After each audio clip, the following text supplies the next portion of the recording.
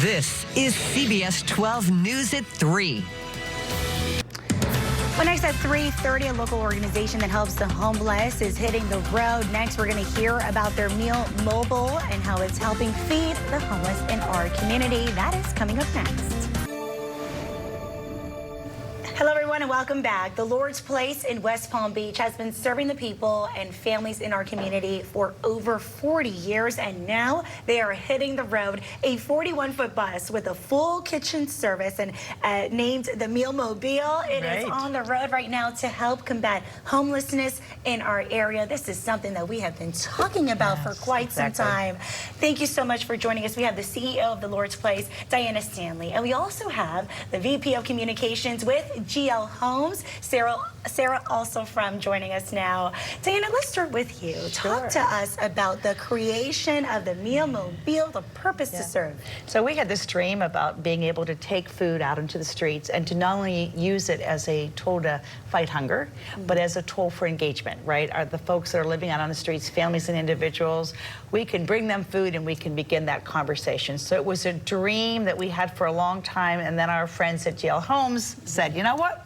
We're going to make that dream become a reality, and so now we have the Meal-Mobile. And it's already underway. Yes. I love to hear more about the partnerships and GL Homes' role to make this a reality. Sarah? This really was a game-changing initiative for both GL Homes and the Lord's Place. Over $130,000 contribution to buy the bus, to support the team with food, the staff, and then 500 employee hours to volunteer, really to put this bus together. Everything from architectural design to the kitchen to obtaining city permits. So much went into this to make this a success.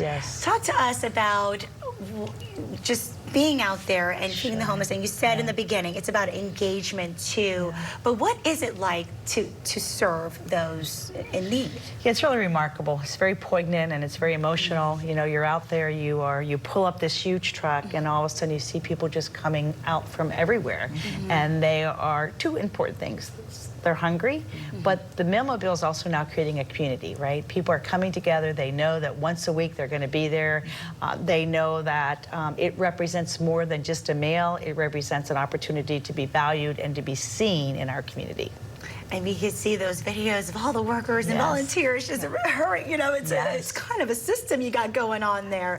They work quickly, and that's the most important, is feeding those in our area.